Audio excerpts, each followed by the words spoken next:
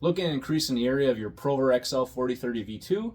Stick around and I'll unbox and assemble the 6060 extension kit by Genmitsu.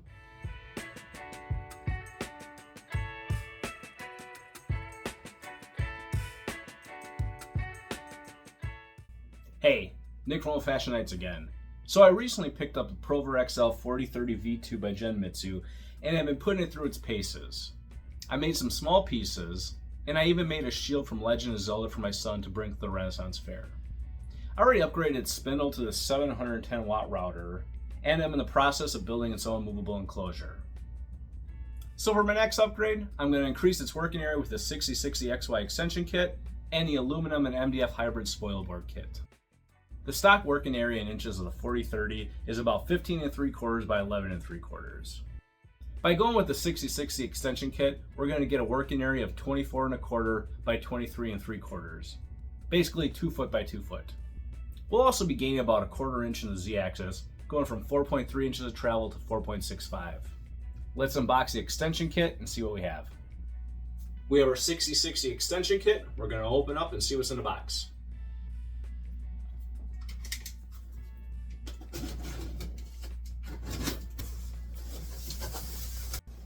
Nice thick foam. We got an instruction booklet, our drag chains and cables.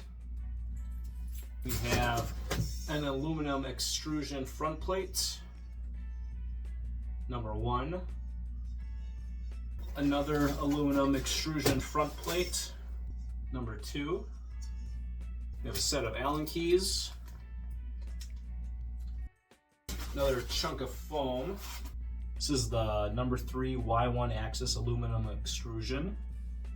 Got the number 4 Y2 axis aluminum extrusion. And the number 5 X axis aluminum extrusion. That's it. Not a lot in the box. Now let's go ahead and unbox the Spoilboard.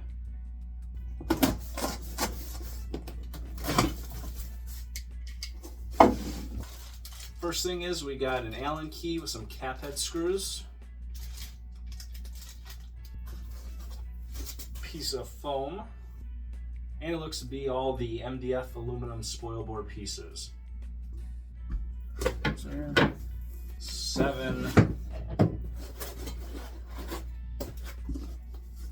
7 pieces, and this looks to be the guards.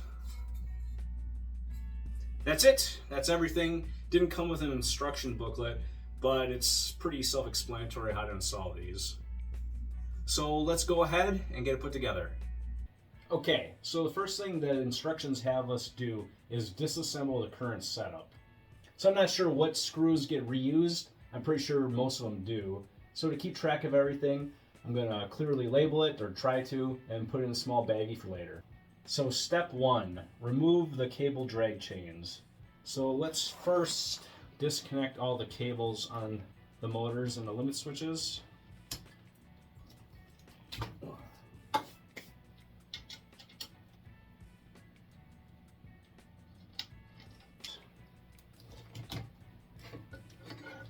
And let's just set this all to the side. Step number 2, remove the cable drag chain bracket.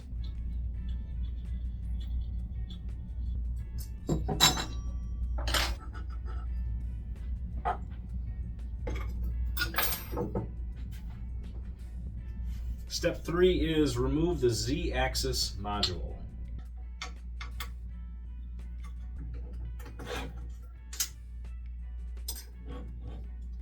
Get a good firm grip on this just in case it falls down. There it goes. Okay. Step 4, remove the Y-axis limit switch sheet metal.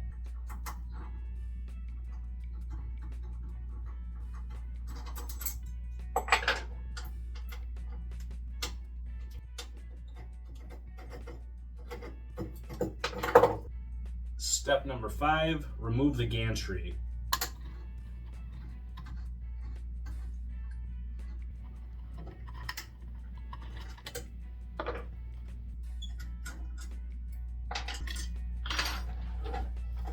let's remove the gantry. Okay, let's set it aside. Step 6, remove the X-axis motor and coupler.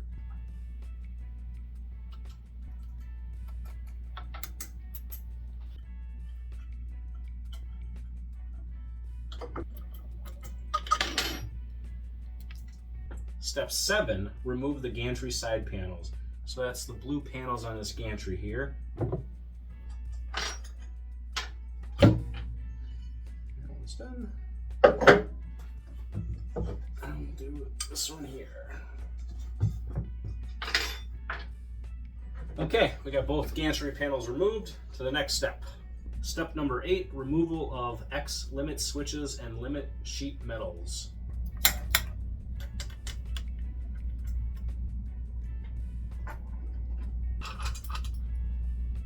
Step number 9, remove the spoil board and the dust baffles.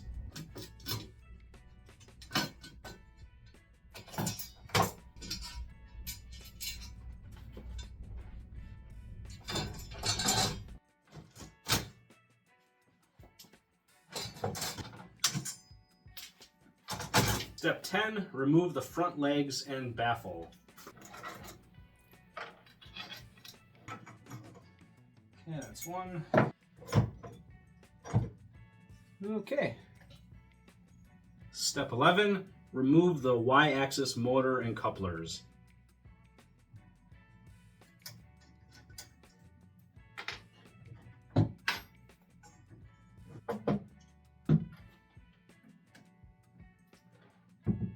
Step 12, remove the rear legs and baffle. Set that down.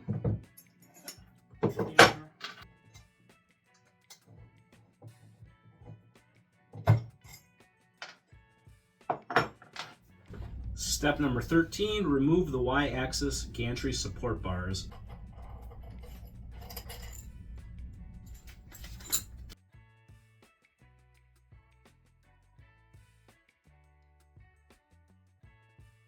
We have everything disassembled, so let's go ahead and get that extension installed. Just a reminder, if you enjoy this content, please hit like and subscribe. Helps the channel grow. Now let's get back to it. Step 1. Install Y-axis aluminum extrusion plate and front legs. Now before I get any further into step 1, you can see me here struggling on how to place the Y-axis extrusions. I place them the way I'm showing and continue on assembling them this way in the following steps. The Y-axis extrusion rollers have a side with 2 rollers and a side with 3 rollers. The 3 rollers should have faced up, I face them down, and it wasn't until step 4 before I noticed this. The picture and the assembly instructions show this, but I thought something like this should have maybe had a note to clarify. So in steps 1, 2, and 3, you'll see I have the Y-axis extrusions upside down, and then I correct them in step 4. Now back to the assembly.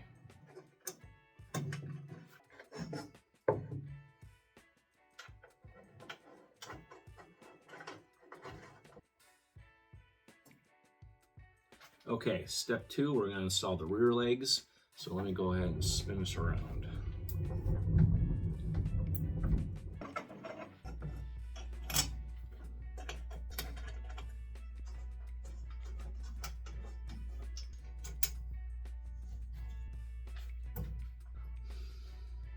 Step 3, install the Y-axis motors and coupler.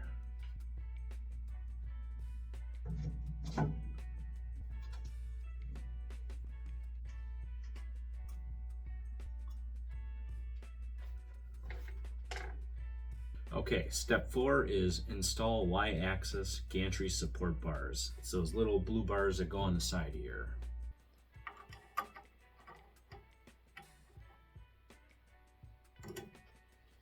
We're on to step 5, install the gantry side plates for the X-axis.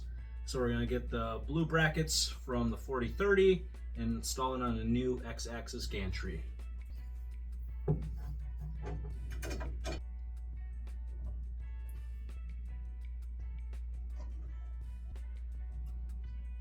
On to step 6, installing the X-axis motor and coupler.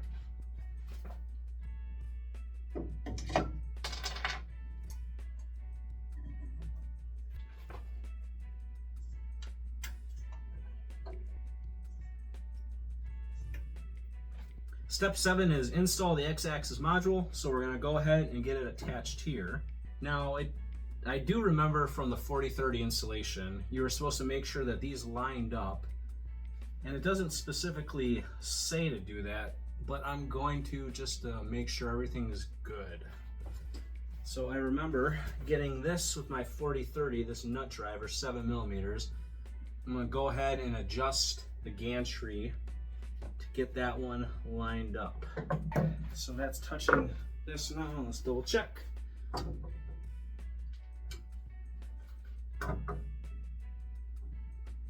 Okay, both Y1 and Y2 are lined up, so now everything's straight and square. We're going to go ahead and put our X-axis gantry.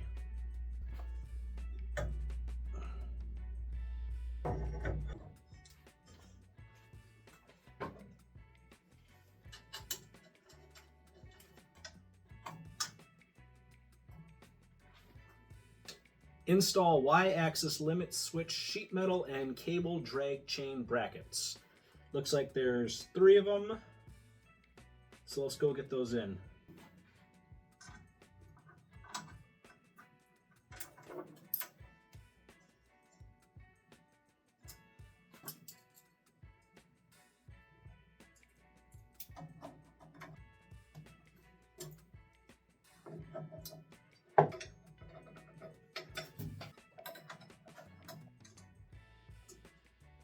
So step 9 is install Z-axis module. So we're going to go ahead and put the Z-axis module with the spindle or the router in place and get it secured. It's kind of heavy and I don't want to drop it, so I want to make sure I got everything staged and ready to go so I don't have to juggle things in my hand.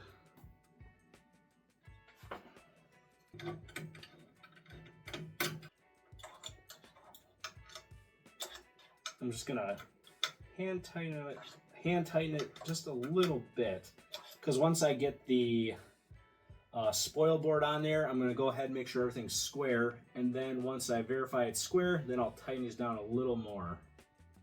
On to step 10, we're gonna go ahead and install the X limit switch sheet metal and cable drag chain bracket.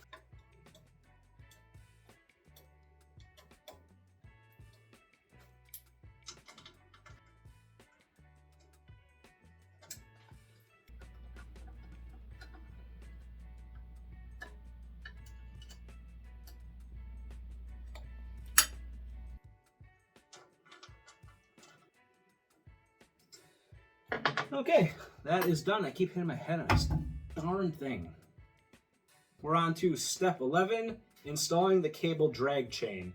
Now, it's the cable drag chain they provided, which I believe has the wiring for the original spindle. And what I've done is I took out my original spindle for the 710 watt router. So I'm going to install it first, get everything where it should be, and then I'm going to disassemble the drag chain to get my cable going to the router.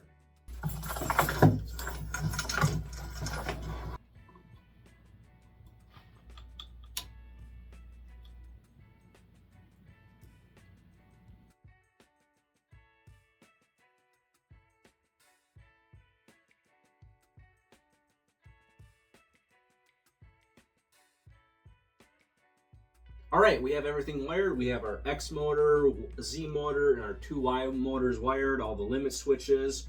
Everything's set up with a drag chain. I got my 710 watt router put in there. Took a lot longer than anticipated. It's always such a pain to get these cables, the plastic wraps removed, but it's all good. So we're done from an installation standpoint. Now it's time to move on to the Spoilboard installation. So I mentioned in my Spoilboard unboxing that there was no instructions.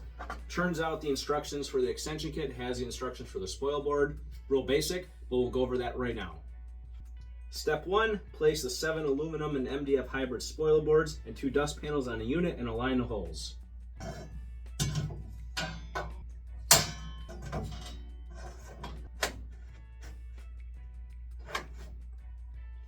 Step 2 is to use the screws provided to lock the Spoilboard in place.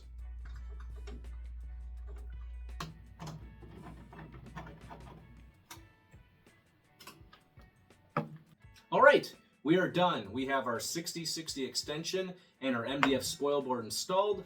All that's left to do now is lube up all the moving pieces, get it powered on and tested.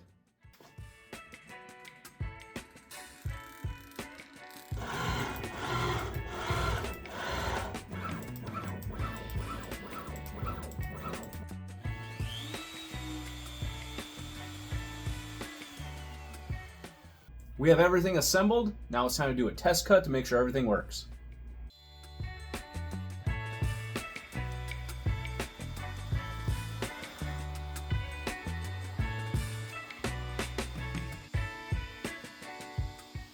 So we are done with our first cut with the 60/60 extension kit. Everything worked as expected and the cuts look great. It's nice having the extra area to make larger pieces, or in this case, panelized signs if you're looking at making a bunch of them. I look forward to the possibility this now offers me. Look for my next video where I finish building this enclosure. Like and subscribe because just like a closed loop system, feedback is great. I'll see you in the next one. Thanks for watching. Bye.